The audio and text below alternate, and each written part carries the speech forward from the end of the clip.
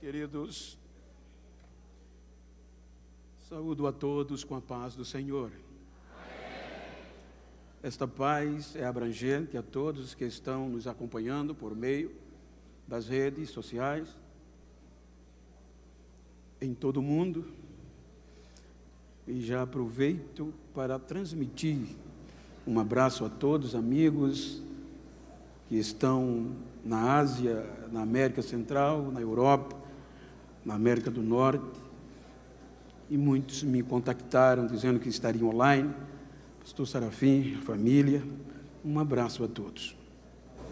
Eu quero aproveitar para ler o texto que está inserido no Evangelho do Senhor Jesus, em Lucas, capítulo 13, versículos de 6 a 9.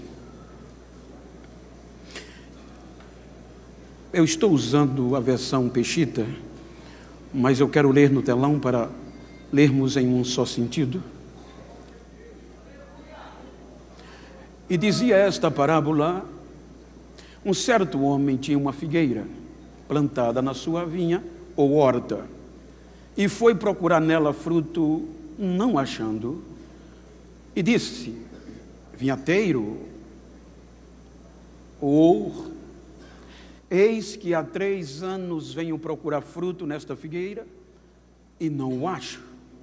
Corta, por que está ocupando ainda a terra inutilmente? E respondendo ele, disse-lhe: Senhor, deixa este ano, até que eu a escave em redor e a esterque. E se der fruto, ficará. E se não, depois a mandarás cortar. Amém? Permita virar as costas pela leitura, que o dali está muito longe, e quero pedir que aqueles que assim podem fazê-lo, tornem os vossos assentos. Muito obrigado pelas orações. Quero agradecer a Deus pelo privilégio de mais uma vez participar das festividades, das celebrações dos Gideões, conhecedor da minha pequenez e a envergadura do evento. Quero agradecer esta confiabilidade ao pastor Niltinho, pastor presidente da Convenção Catarinense, com toda a diretoria, ao pastor Zilmar, com a irmã Inês, muito obrigado, pastor Adriano, irmã Roberta. Em vossos nomes, externo a minha gratidão a toda a coordenação dos Gideões, toda a diretoria desta honrada igreja e, obviamente, a toda a membresia, toda a igreja. Muito obrigado. Quero agradecer a Deus e reverenciar os amigos, os meus pares que me antecederam, que irão me suceder na ministração da palavra. Reverencio-os. São homens que ontem mesmo à noite eu não dormi, porque está entre esses 50 relacionados.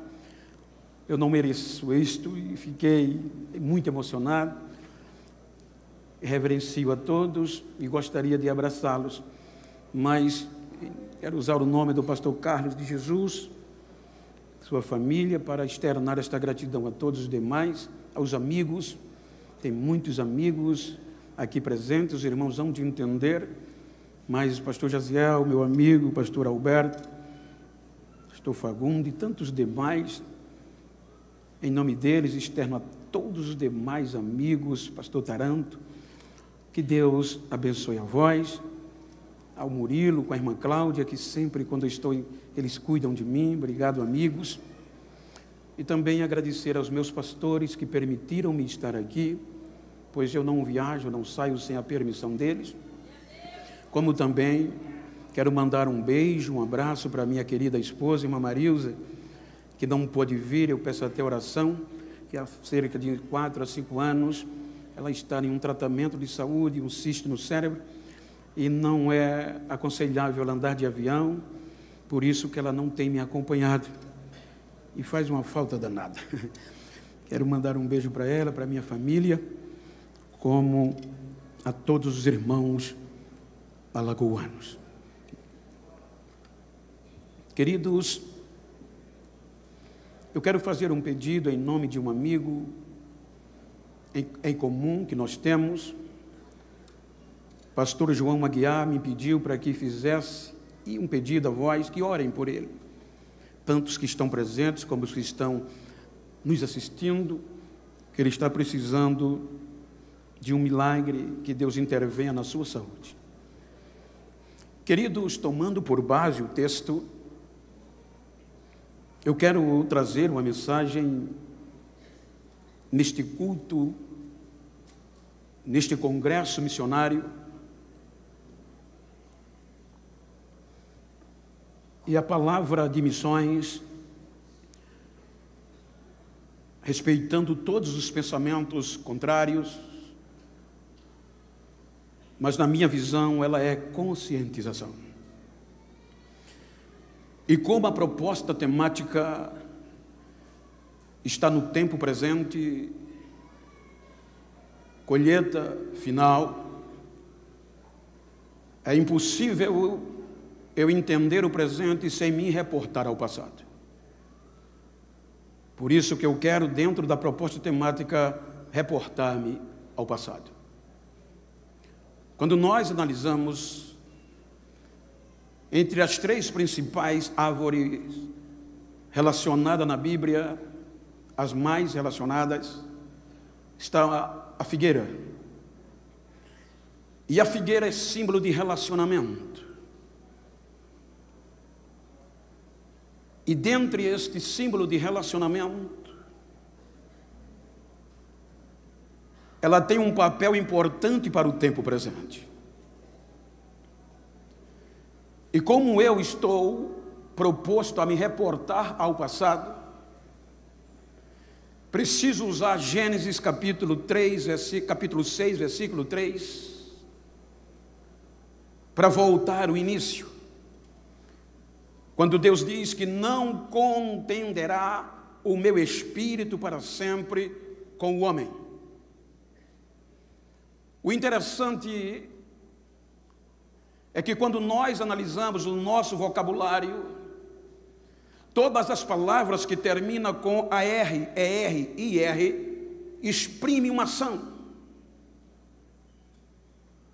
Então, o contender quer dizer discutir a favor de, interceder por. Dentro do significado de contender está o pleitear. Pleitear quer dizer recorrer em juízo,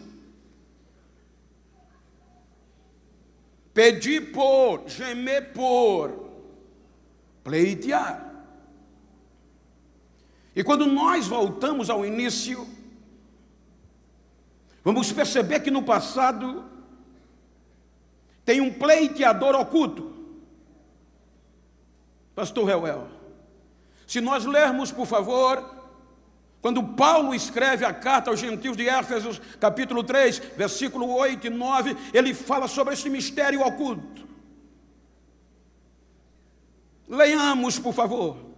A mim, o mínimo de todos os santos, me foi dada esta graça de anunciar entre os gentios, por meio do Evangelho, as riquezas incompreensíveis de Cristo, e demonstrar a todos qual seja a comunhão do mistério que desde os séculos esteve oculto em Deus, que tudo criou por meio de Jesus.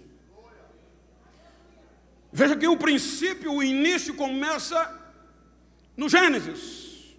Por isso que, como a temática dá num tempo presente, eu vou usar o tempo das dispensações. A primeira dispensação é a da inocência, o início, reportando-me ao passado. E neste tempo, porque a colheita final é um período de tempo, então no primeiro tempo, no primeiro ano, na primeira dispensação, que vai do capítulo 1 ao 3, o ápice da criação de Deus aparece, o homem, o ser humano.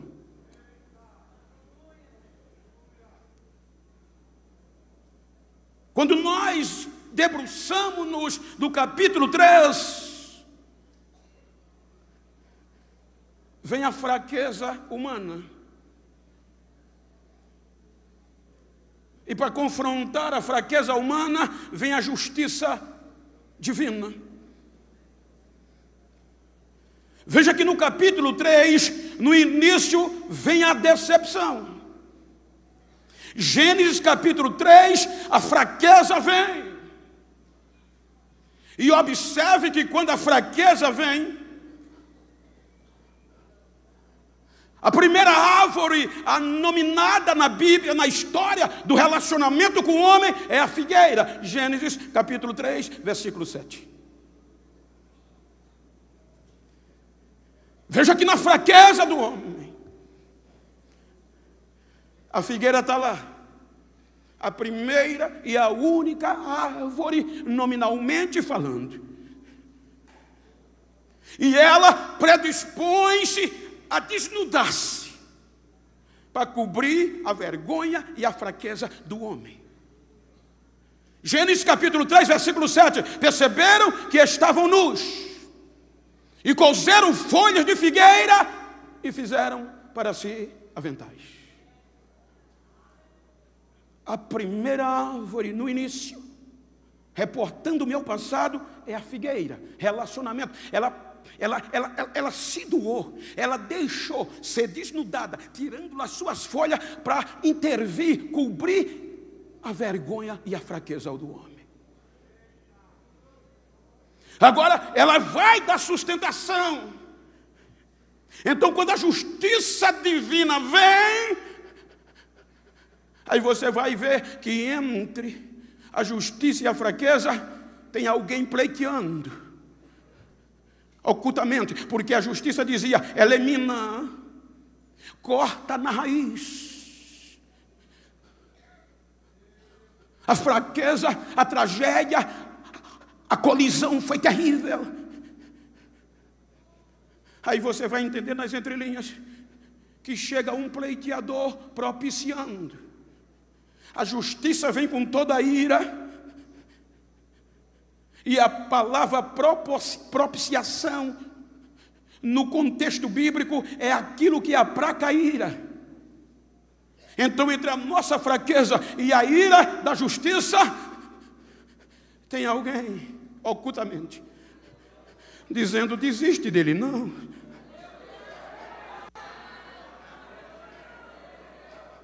Então, a justiça não olha para a fraqueza, mas para o pleiteador, a propiciação. E Deus diz: está certo, mas ele não pode ter relacionamento comigo com este dano.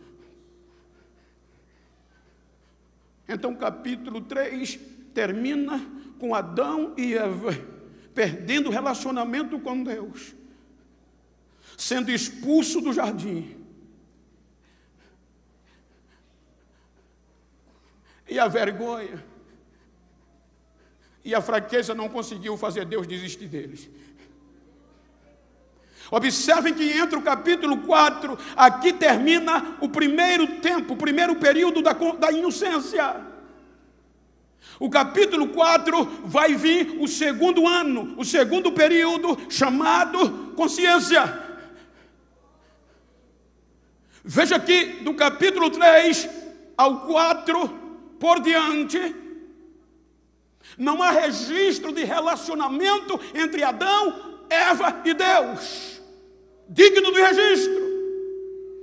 Mas o que é lindo é que do capítulo 3 para o capítulo 4 vem esse segundo ano, a segunda dispensação, consciência, mesmo fora do paraíso, mesmo fora do jardim, mesmo sem a história registrar Adão e Eva se relacionando com Deus. No capítulo 4 começa dizendo: Adão conheceu Eva e ela concebeu e gerou um filho e chamou de Caim. Alcancei de Deus um varão. Depois ele torna a conhecer, ela concebe e gera outro filho, homem, e o chama Abel. Observem que há uma sucessão de tempo. O menino cresce, criança, adolescente, jovem, no mínimo, na nossa cultura, 15 anos, 18 anos, no mínimo dos tempos. O interessante é que Adão e Eva, mesmo sem a história registrar, eles conseguem impregnar no coração e na mente dos meninos relacionamento com Deus. Veja que a história não diz que Deus falava com Adão e com Eva, mas com os filhos sim. Pastor Gesiel é lindo, veja, longe de Deus. Eles conseguem impregnar no coração desses dois filhos Deus. Começa o tempo, a dispensação da consciência. Abel é pastor de ovelhas do campo e Caim, agricultor. Veja que o relacionamento há entre eles e Deus. Entre a nova geração de um segundo tempo, de um segundo ano, de uma segunda dispensação consciente com Deus. Aí eles resolvem cultuar, adorar a Deus. Abel pega o melhor do rebanho e vai adorar. E oferece sacrifício a Deus e Deus aceita. A Caim pega fruto do campo e traz a Deus. E Deus não atenta, não olha, não recebe. Aí ele ira-se. Ele não entende, na nossa linguagem, fica beiçudo, revoltado. Aí vem Deus, no meio da ira dele,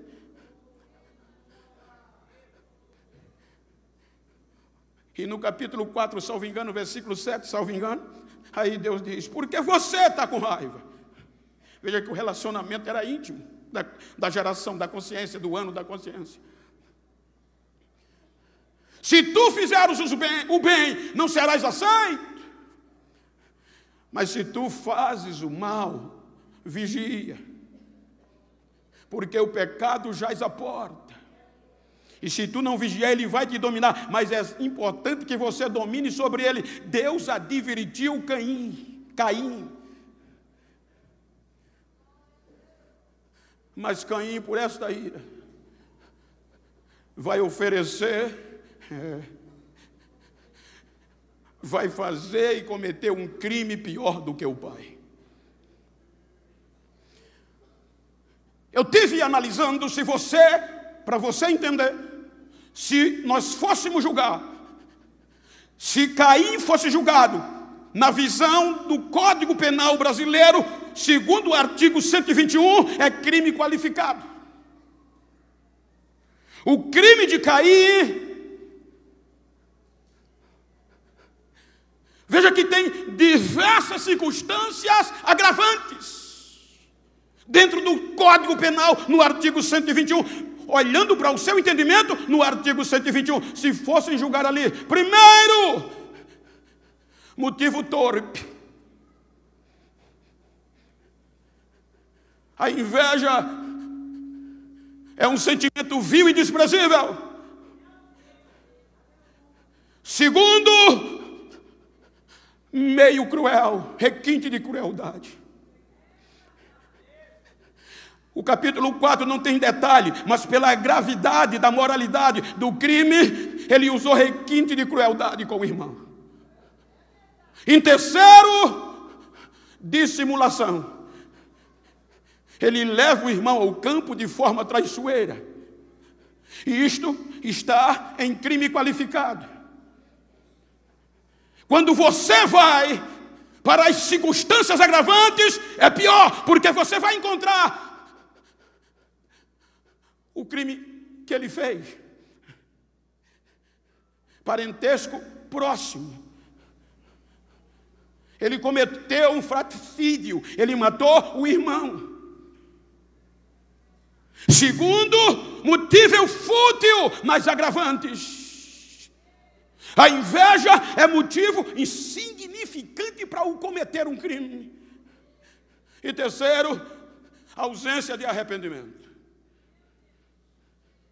Aí o crime dele está enquadrado na visão do Código Penal brasileiro, só para você entender, no artigo, se ele fosse julgado hoje, 121 do Código Penal. Veja que quando ele comete o crime, a justiça vem da terra. O sangue de Abel que é justiça.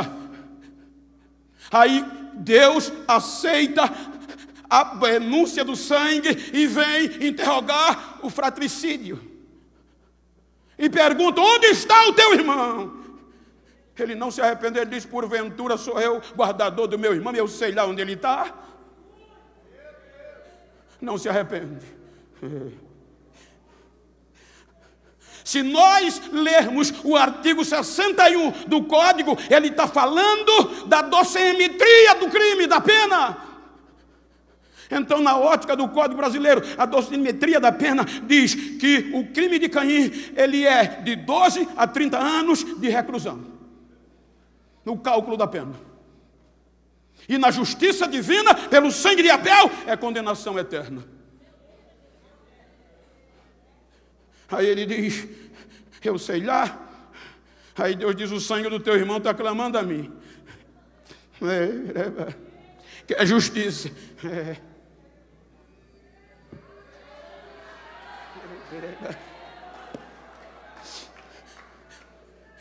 Aí vem o pleiteador oculto e vai atenuar a pena. Ele fica entre Caim e a justiça divina.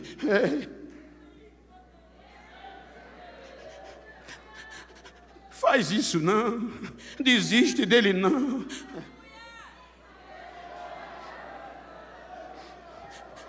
Veja que Caim, ele percebe e ele diz: o meu pecado, o meu crime é maior do que o que eu possa ser perdoado. O Senhor agora disse, veja que a pena é atenuado. Em vez de condenação eterna, Deus diz: agora maldita é a terra por tua causa. Tu vai andar como vagabundo errante e sem a minha presença. Aí ele diz: não. Agora eu vou andar errante, vagabundo, fora da tua presença. Quem me vê vai me matar. Aí o pleiteador diz: diminui mais. Aí Deus diz: pronto, não é assim. Eu vou botar um sinal em você. Ninguém vai tocar em você.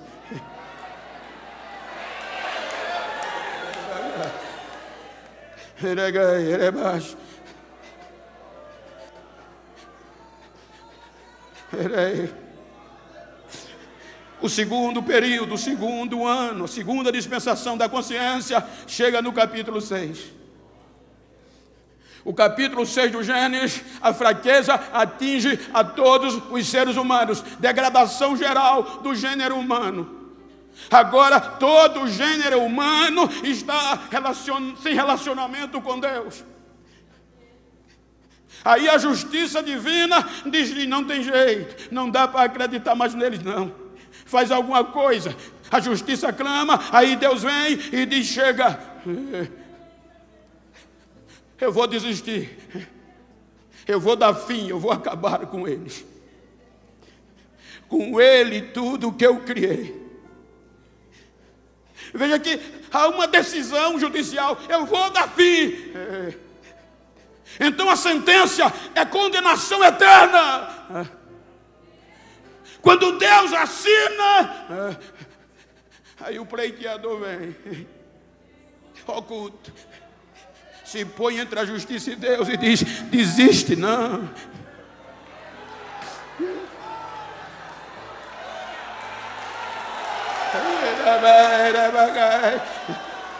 Desiste não. Ele consegue atenuar a pena de novo. Aí Deus diz: está certo, mas o meu espírito não vai interceder, provocar-me, não vai defendê-lo para sempre. Vou diminuir, mas os anos dele de vida será só 120. Mas não condenou. eternamente. A sentença é cumprida e 8 almas.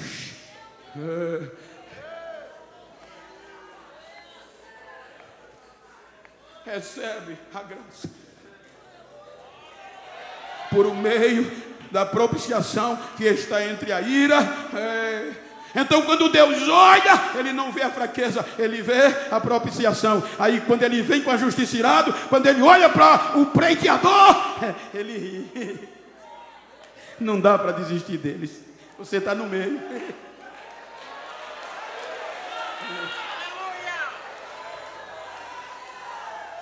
Termina o segundo tempo, segundo ano, segunda dispensação, segundo período de tempo, a consciência.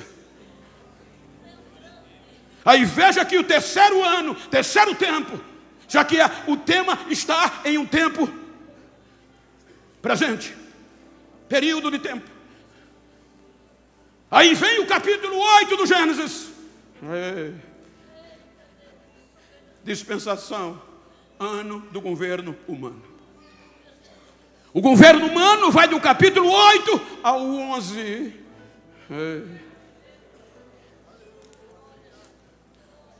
Aí agora tem um recomeço. Dentro, obviamente, eu estou usando o termo ano para dar sentido e o seu entendimento, mas dentro de um período, o terceiro período, a terceira dispensação, o terceiro ano, para melhorar o seu entendimento, é o governo humano. E como é que eles terminam? Sem relacionamento. Confusos. Mas Deus não desiste. Aí a partir do capítulo 12, começa o quarto ano, o quarto período. Primícias. A partir de aqui, começa o período, a dispensação da promessa, que vai de Abraão a Moisés.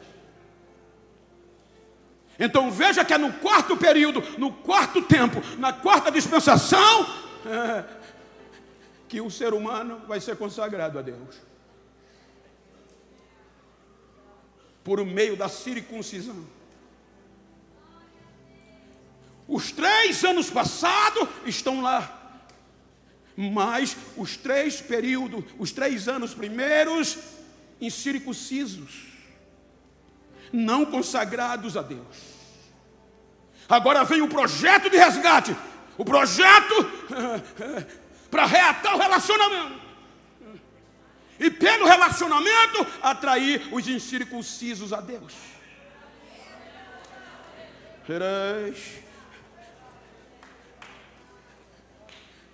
Aí Abraão é consagrado a Deus. No quarto ano, na quarta dispensação, as primícias do projeto é para louvor de Deus. Quando chega Moisés, vem o quinto período, o quinto ano, a quinta dispensação da lei. Você vai ver que Abraão, até Moisés, ele foi preservado. O pastor falou hoje à tarde, o pastor Oziel falou ontem, Abraão teve medo da morte, e ele disse ontem que quem tem medo da morte não é apto para o projeto. Ele entregou Sara ao outro com medo de morrer. O pastor falou hoje. Mas veja que você sempre vê um pleiteador. Abraão, anda na minha presença. Alguém intercedeu, alguém contendeu por ele. Oculto. Aí vem o quinto período, a lei. Agora entra Moisés com Israel. Aí quando vem o quinto período, aí é o quinto ano, aí Deus separa os 3 últimos dos 3 primeiros, incircunciso. Põe aí, Levítico capítulo 19, versículo 23 a 25. Olha o que é que Deus faz. E quando tiverdes entrado na terra, e plantardes toda árvore de comer ou de fruto, se vos há incircunciso o seu fruto, 3 anos. Vos será incircunciso, dele não se comerá. Porém, no 4º ano, é quando começa a dispensação da promessa, a consagração a Deus, a primícia a Deus. Por isso que o Shavuot começa aqui. Porém, no 4º ano, todo o seu fruto será santo, para dar louvores ao Senhor. No 3 anos, ele não colhia. No 4º ano, procurava fruto, colhia, e o fruto, primícia, é para Deus. Para quê? E no 5º ano, comerás seu fruto, para que vos faça aumentar a sua produção. Eu sou o Senhor, vosso Deus.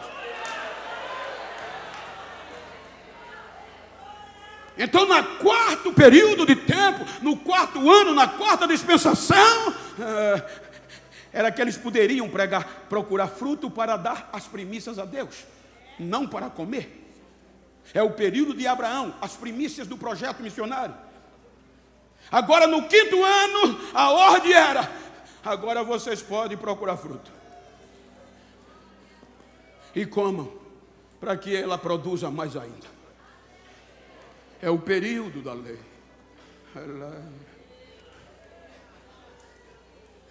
Eles pedem o relacionamento. Salmo 95:10.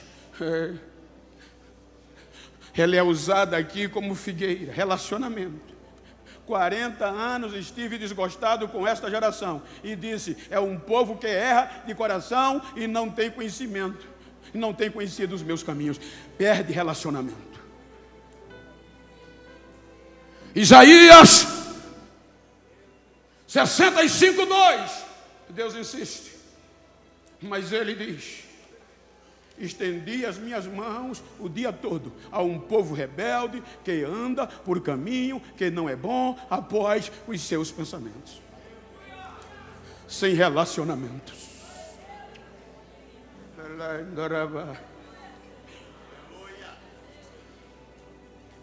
Aí vem o penúltimo dos profetas do 5º ano, do 5º período, da 5ª dispensação. Malaquias. Olha o que Deus faz. Olha o lamento de Deus.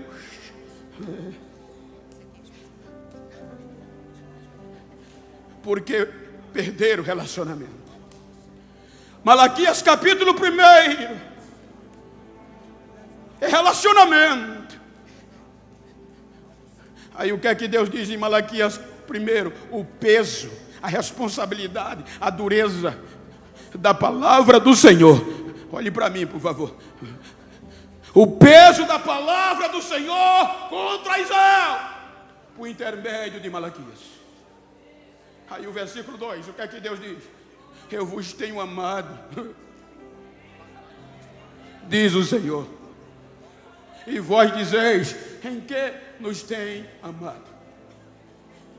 Aí Deus diz: eu odiei Esaú para amar vocês. Aí, salvo engano, versículo 6, o filho honra o pai, o servo seu senhor. Se eu sou pai, onde está a minha honra? E se eu sou Senhor, onde está o meu temor? Diz o Senhor dos Exércitos a vós, ó sacerdote, que desprezais o meu nome, e vós dizeis: em que nós temos desprezado? Ou seja, Israel não se declara culpado. Ele quer tapar os olhos de Deus. Ele não se arrepende.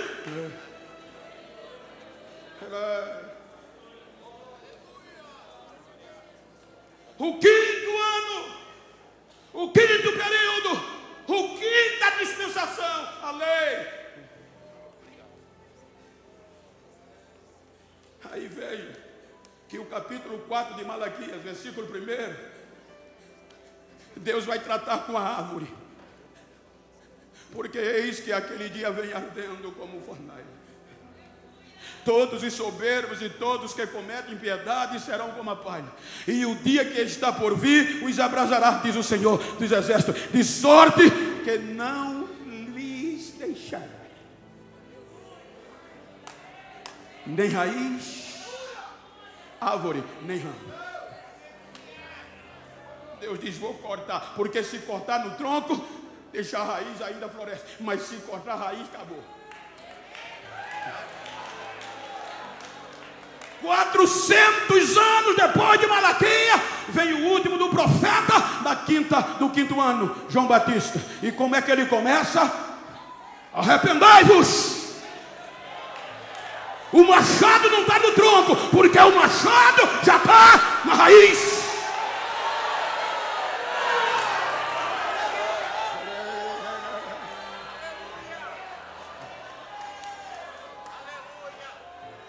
Aí quando o machado já está na raiz, aí Deus diz: vou cortar.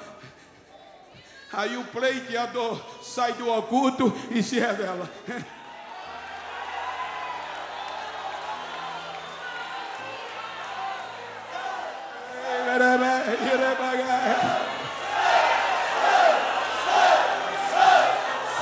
Por isso que Efésios capítulo 1, versículo 10, Paulo fala do sexto ano, do sexto período, a graça. Por isso que no capítulo 2 de Efésios, versículo 8, pela graça, agora o pleiteador, o horticultor oculto se revela. Sai do oculto e se revela. Para que? Pleitear em favor de Israel.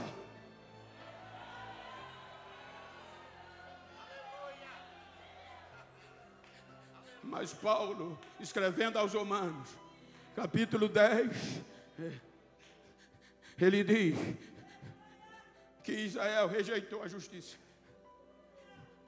Romanos 10, salvo engano, primeiro, preferiu a sua própria. Irmãos, o bom desejo do meu coração é a oração de Deus por Israel e para a sua salvação. Por quê, Paulo? Porque lhes dou testemunho do que tem zelo de Deus, mas não com entendimento. Versículo 3. Porquanto, não conhecendo a justiça de Deus e procurando estabelecer a sua própria justiça, não se sujeitou à justiça de Deus. Aí como é que o pleiteador vem?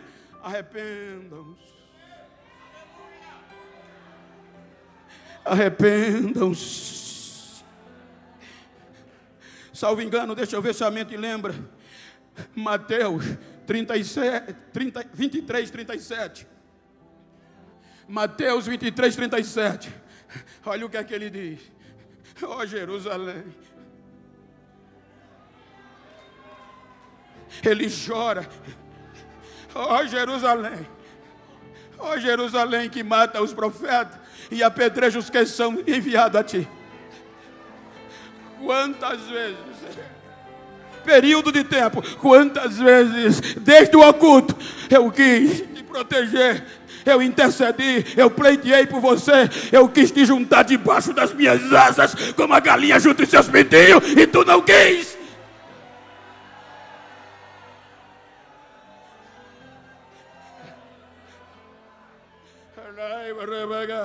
Vejam que a parábola,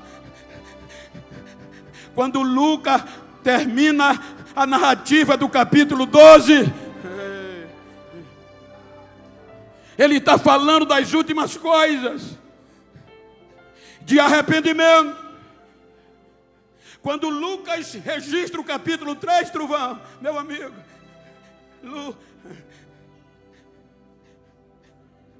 o que é que ele fala? Arrependimento, relacionamento.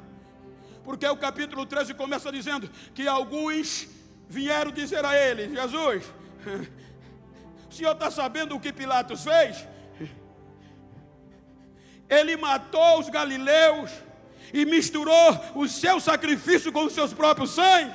Ou seja, o contexto histórico cultural diz que os galileus, um grupo de galileus, saiu da Galileia e veio para Jerusalém adorar, matar os seus animais em adoração e oferecer sacrifício, porque era o tempo ainda do 5º ano.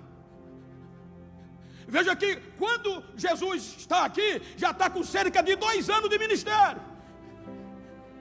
efetivo.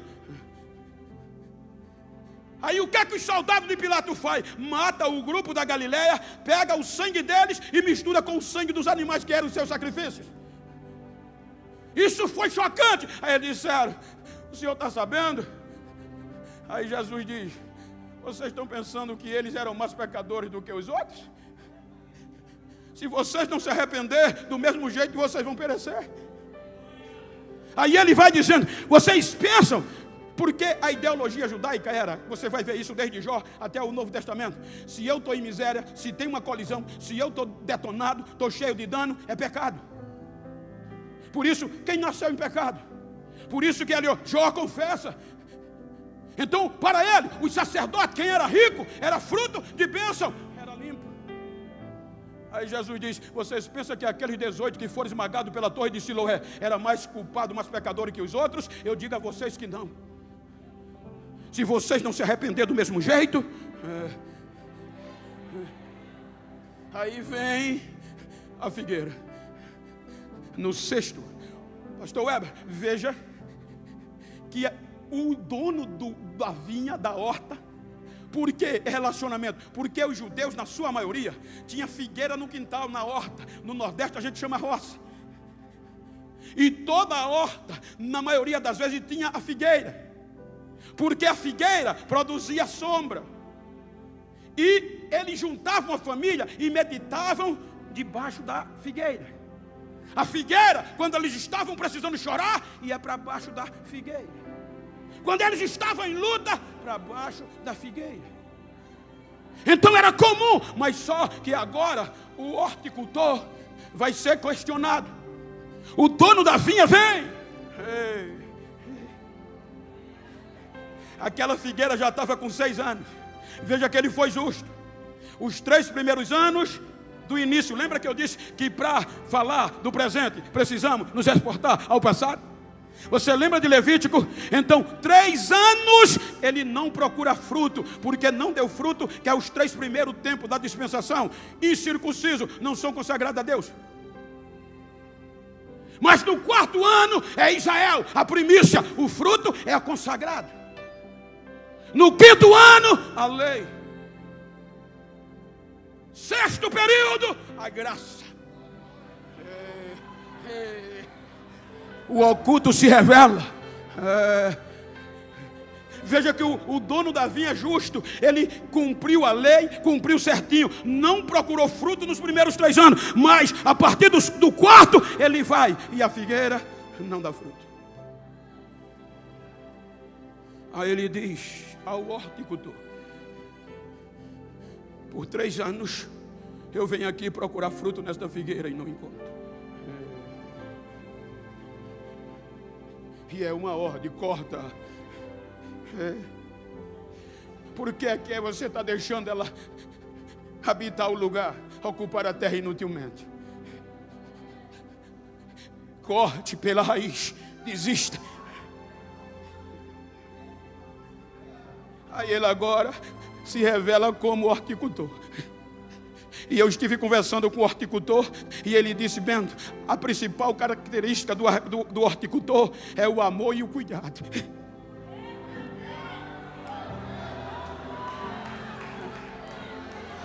Aí o horticultor vem e diz: Senhor, faz isso não. Dá mais um ano a ela.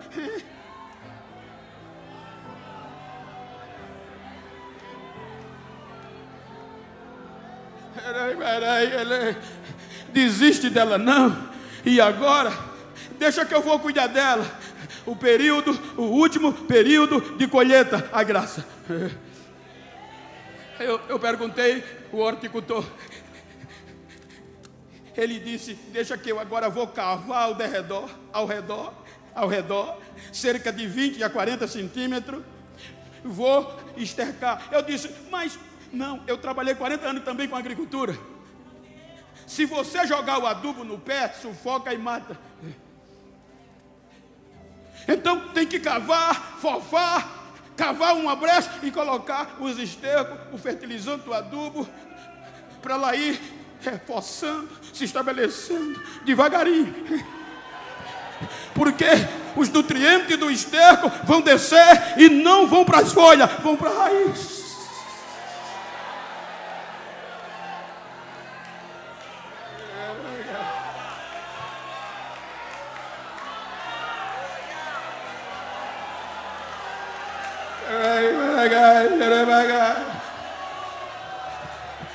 Desiste dela não, Senhor.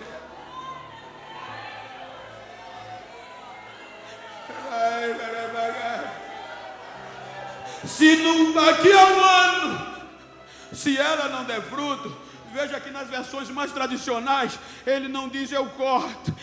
Ele não tinha coragem, ele disse tu a cortarás ou manda cortar, porque eu não vou ter coragem de desistir dela, Senhor.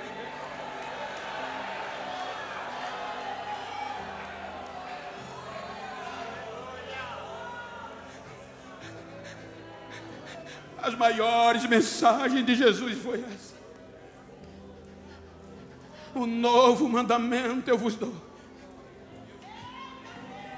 ame uns aos outros, como eu amei vocês. Relacionamento. Quando ele vai atuar, João 17, veja que é totalmente intercessório. Pai, eu dei a tua palavra a eles, mas para que eles sejam um em mim, como eu sou em ti, eles sejam um em nós. A glória que tu me deste, eu dei a eles, Senhor. Eu estou te pedindo não só por esses, os judeus, mas por todos aqueles que hão de crer em mim. Une eles na verdade, a tua palavra é a verdade. Porque o último meio de o mundo saber que o Senhor me enviou é eles serem um, é eles amar um ao outro, como eu amei a eles.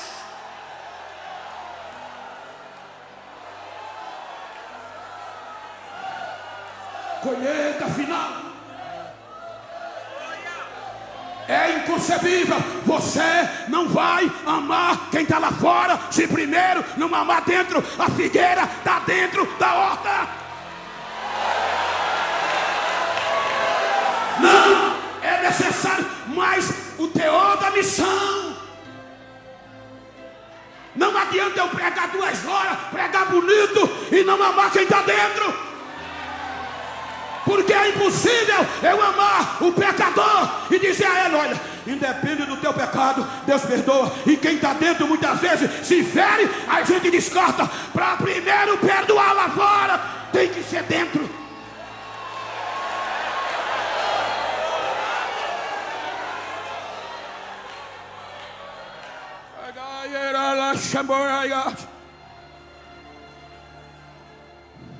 Pastor Zilmar me convidou em setembro. Passei 2 meses orando por uma mensagem. Quando veio no meu coração esta mensagem, até ontem à noite, 2 horas da manhã, eu não conseguia dormir. Senhor, quero que você pregue, porque vocês estão valorizando mais a ideologia, o nome da placa, do que por quem eu morri. Diga para quem está ao seu lado: não é aconselhável atrair lá fora, falar lá fora, se não ama dentro.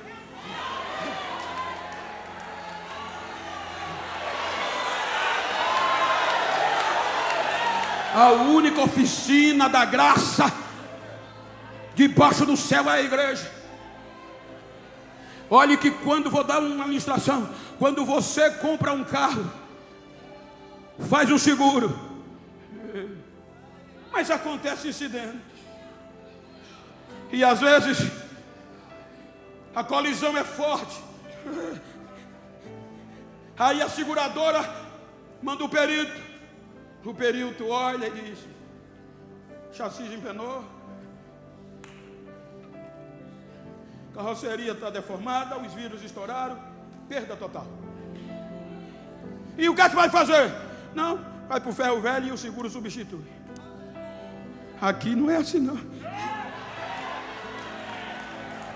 Você sabe que às vezes a gente é atingido por colisões terríveis.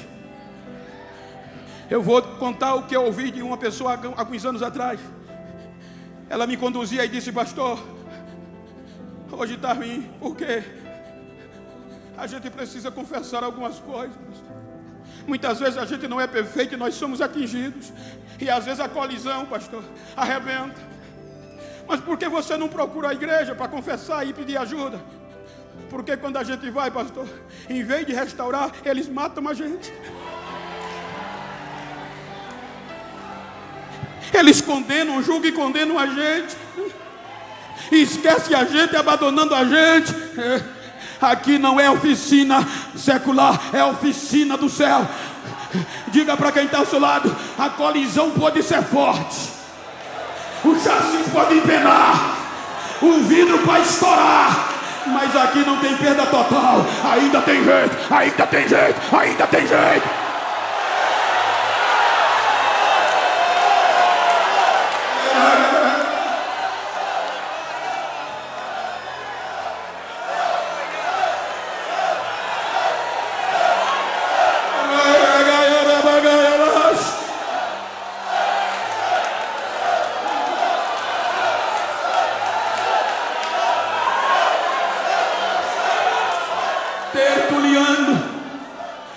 Escritores do final do século II ao início do século III, ele diz que o segredo da igreja primitiva não era sermão bonito. Um dos principais pilares era o amor. Ele diz que os crentes da igreja primitiva se amavam tanto, cuidavam tanto um do outro, que às vezes um dava vida pelo outro. Aí quem estava fora, sem pregação, via e dizia: que amor é esse? Se convertia e entrava na igreja. Hoje a gente está falando lá fora, mas estamos matando quem está dentro.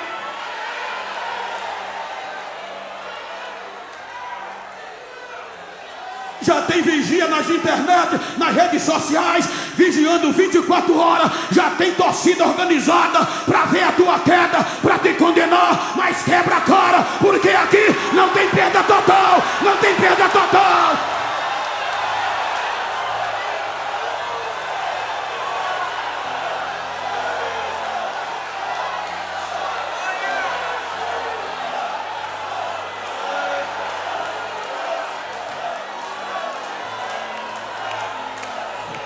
Esta é a necessidade da colheita final.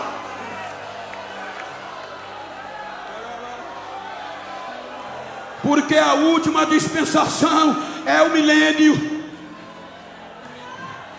Então, se nós nos amarmos aqui, não precisa muitas vezes está falando em caixa de som lá fora. A nossa unidade vai refletir em Camboriú, vai refletir em Santa Catarina, no Brasil, e as pessoas vão correr para a igreja sabendo que o segredo está aqui. A gente está preocupado em bater em político, em bater em pastor, em criticar os que erram, em detonar quem pecou, mas a gente comete o maior erro, a gente mata, a gente despreza.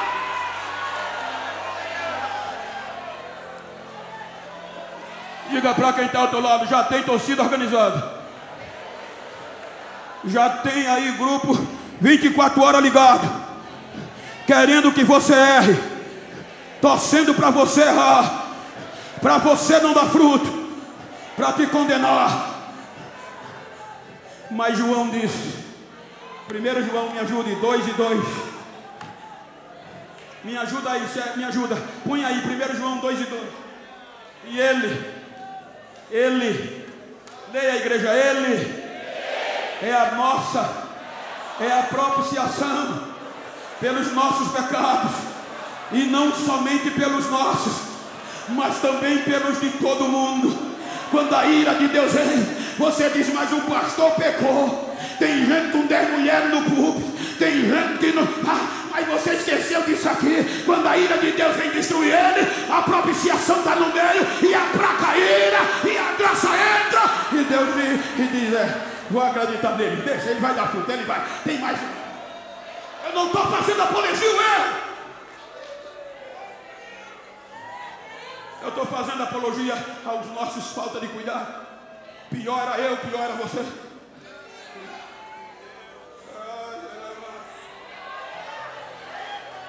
Então, mais uma vez, olha para quem está do lado dele. Independente da colisão, independente da batida, não vou abrir mão de você.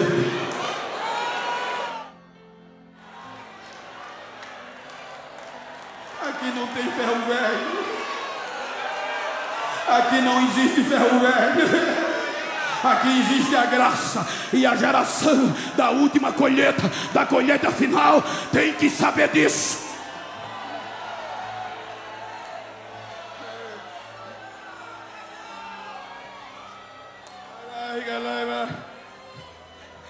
Não era nem para eu pregar.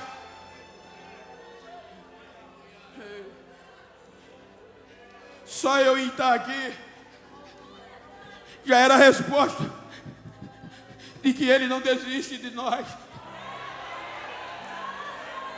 No meu estado, Alagoas, os meus pastores, os meus professores, tem pregador, pastor, que o senhor precisa conhecer, ensinadores, meu Deus, que eu não sou digno nem de limpar a sandália deles.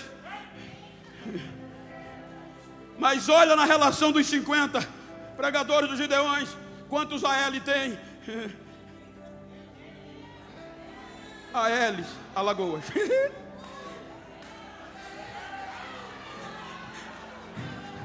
E sabe, até 92 me diziam: esse nego não vale o que come.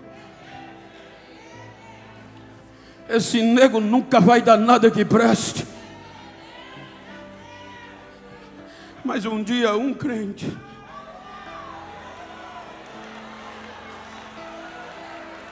me disse: eu conheço alguém que não desiste de você, mas dizem que eu tenho muitos defeitos.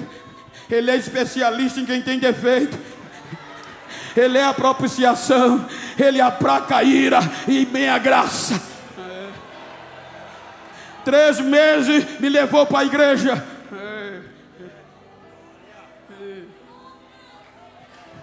Jesus me aceitou, preto, do cabelo rio. Quando eu cheguei da igreja, disse: agora vai.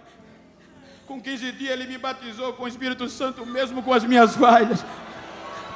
Com 26 dias eu desci as águas do batismo. E pasmem, Fazenda Canoas, município de uma cidade chamada Rio Largo, aonde hoje sou o co-pastor. Canavial, comecei com a cana com 12 anos, boia fria, tudo de pesado do campo. O nome Trato Culturais é bonito, mas vai fazer para tu ver. Cheio de piolho. Ele me batizou no Espírito Santo. Me batizei nas águas com 26 dias. Dizia: ele não presta, não vai dar nem um ano. Ele me purificou. Com 1 ano e meio, eu estava no congresso e o pregador Marco Feliciano, 2000, quando fui separado para presbítero, ainda na cana, quando eu subi no altar, parou o congresso e se voltou para mim e disse: Deus vai te levar como pedra de fogo para o mundo saber que Ele é Deus.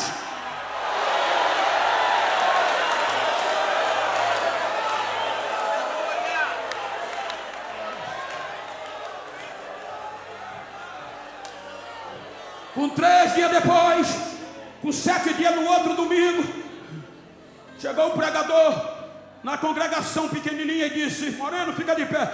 Deus me mostrou que vai abrir as fronteiras do mundo, o Brasil vai ser pequeno, te prepara. Mas dentro da cana. Com 3 dias depois, um grupo de obreiros me procurou. Agora está dentro. Eu estou dentro como a figueira estava. E disse: Bento, filho, desista. É impossível. Aquela profecia não era para você. Tu tem muitos defeitos, mas eu estou dentro. A figueira estava dentro.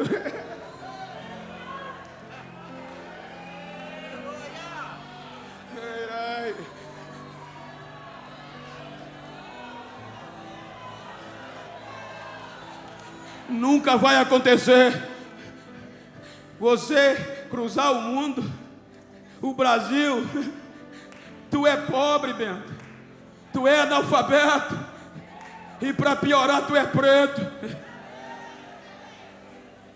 Eu disse, lá fora era fácil aguentar, mas dentro não é não.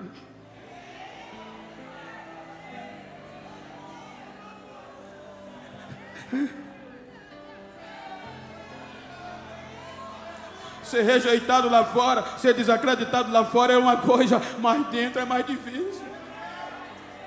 Aí eu disse, sabe de uma coisa? Vou desistir. Se eu não sirvo para nada, sou um produto falido, não adianta.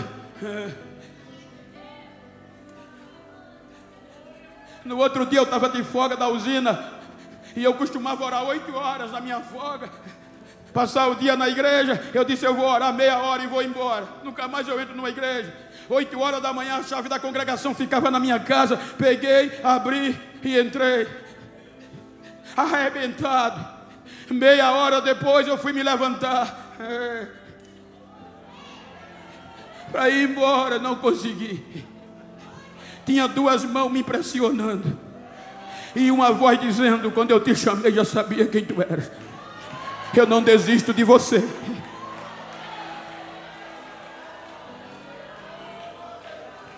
A tua fraqueza não é maior do que a minha graça. Vou te mostrar hoje quem eu sou. Passei uma luta até 4 horas da tarde só gritando. Quando eu me levantei que fui para casa, vem um jovem adolescente da igreja gritando, Genival, vai para casa não. O que é que houve? A tua filha, na época 9 anos, Gisele, passou mal. A tua mulher levou para o posto de saúde, dentro do interior, precário. Quando eu cheguei no posto, o médico disse, fiz o que pude, mas ela entrou em óbito. Leve para preparar o funeral.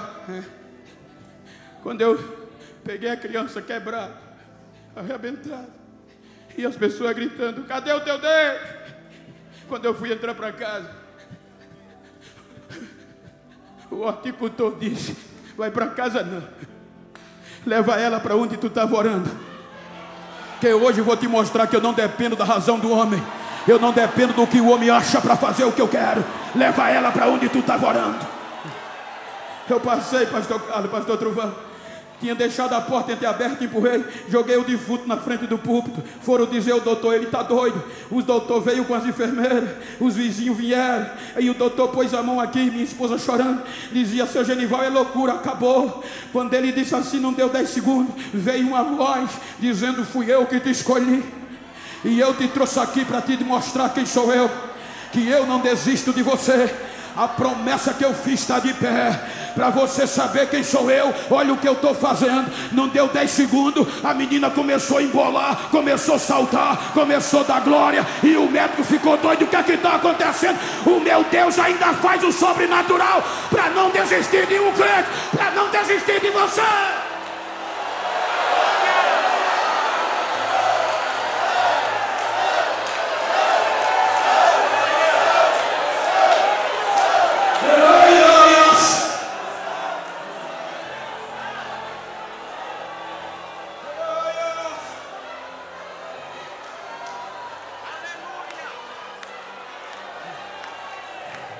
Passaram-se 15 anos, eu tinha 30, 15 anos, o silêncio, diziam, aí, vergonha, chorei muito, Deus me enganou, te enganou. 45 anos, ficou velho, não frutifica mais.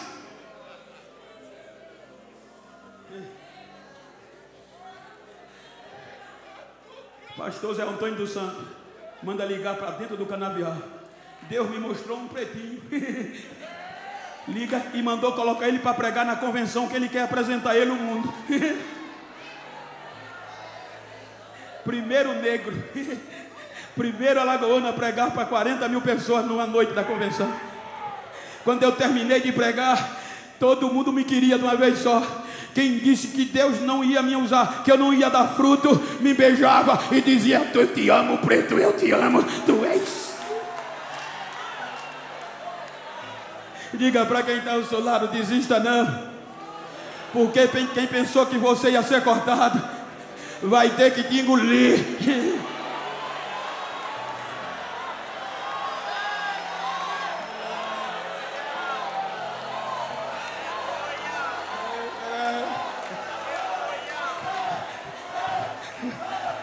...50 anos, ficou velho. 2015, pastor Reuel descobriu o pretinho. Ele é testemunha, cristiano, salvo engano, que era de Campina. Pastor Genival, pastor Reuel quer lhe trazer nos Gideões. Deus disse: vai não. Eu não vim. 2016, 2017, pastor, por que você não prega nos Gideões? Não é o tempo.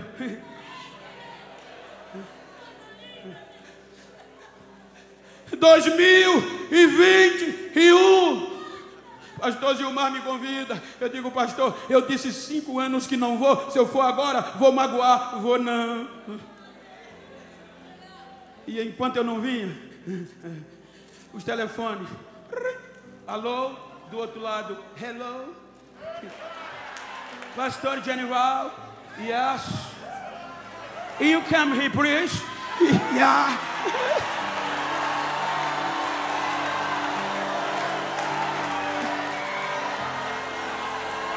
Deus não precisou dos Gideões para a árvore frutificar. É pela graça, é pela graça, é pela graça.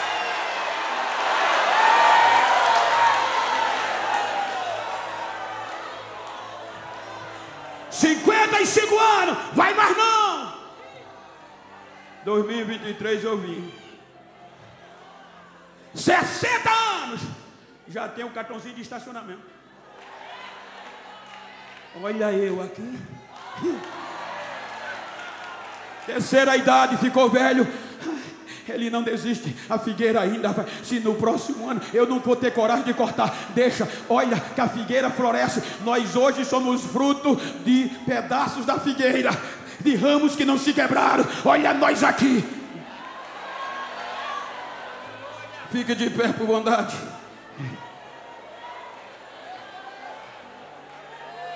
Se você puder, eu gosto de sempre terminar assim.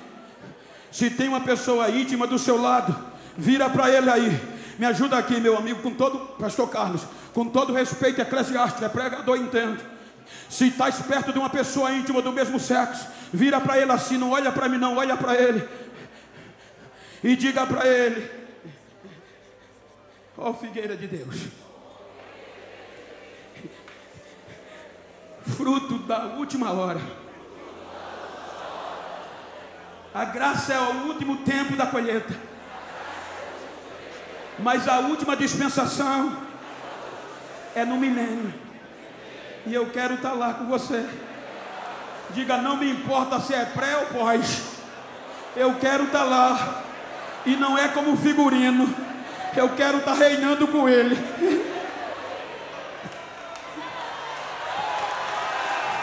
Diga para ele: não importa como você chegou nos Gideões, não importa o tamanho da tragédia, não importa o tamanho da colisão, não importa o tamanho da pancada, ainda tem jeito, ainda tem jeito. Abraça ele e diga: ainda tem jeito.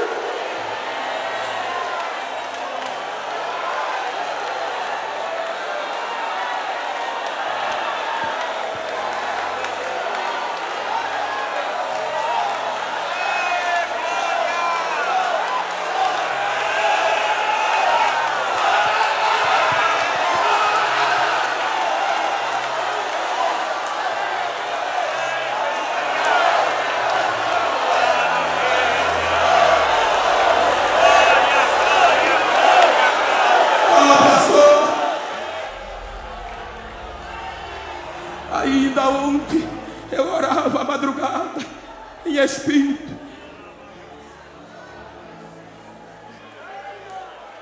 E o espírito que fala com a gente pelos sentimentos me desvia. É tempo de restaurar. Ah, pastor, mas eu estou de terno, estou de gravata. Aqui eu não estou falando de quem tem terno, de quem tem gravata. Eu estou falando de figueira, de servo, que independente do tempo, ainda pode voltar a dar fruto. Então eu quero chamar a primeira pessoa que te pisaram, te jogaram, não acreditavam mais em você e dizia que estava acabado. Deus me mostrava o obreiro que só estão os pedaços. Eu não vim aqui provocar o teu erro, eu não vim aqui provocar apologia ao pecado, mas eu vim aqui te dizer que Deus me mostrou, é tempo de restauração, é a última colheita, é o tempo de colheita final. Vem, vem, vem, se joga aqui e vai receber, se joga.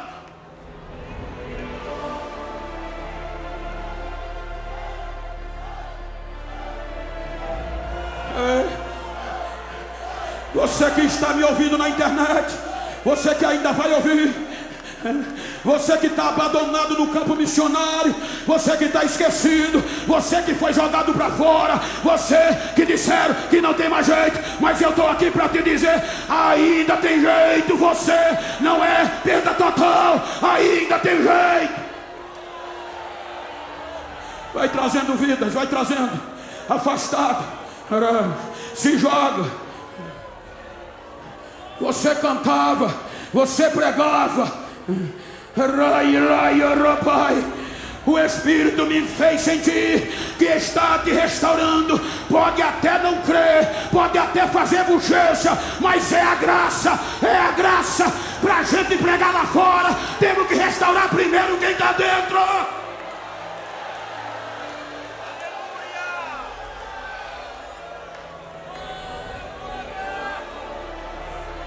Venha, venha, venha. Te amo, Deus. Tua graça nunca.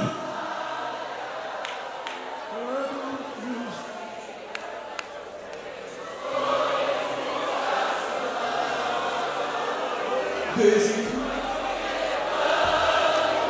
até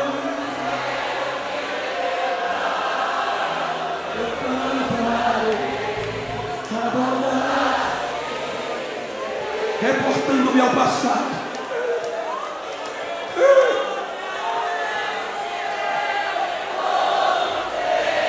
Primeira dispensação fiel, segunda fiel, terceira fiel, quarta fiel, quinta fiel, sexta fiel.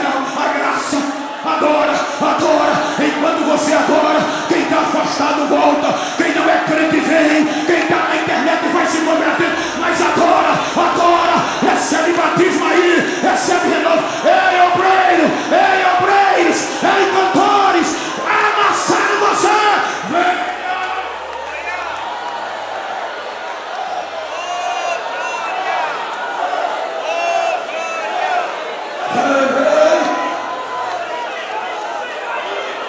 Se Deus, a palavra que me deste eu preguei,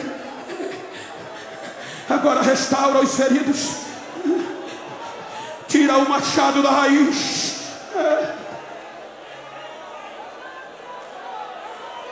Vai restaurando, vai restaurando, vai restaurando, vai trabalhando. Você tem mais um tempo. Ele não desiste de você, ele não desiste. Vai recebendo, recebe renovo, recebe batismo, recebe a unção de Deus que está queimando dentro de mim. Recebe esta pedra fogueada que está queimando dentro de mim, na minha direita, na fronte, na esquerda, no altar. Vai recebendo, vai recebendo, vai recebendo agora.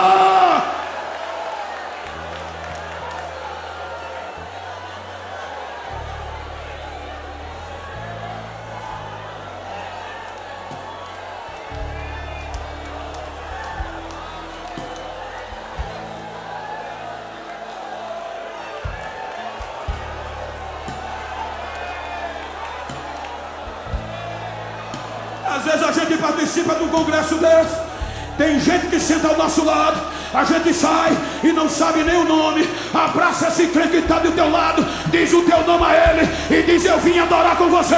E eu te digo que eu não vou desistir de você. Eu não vou desistir de você.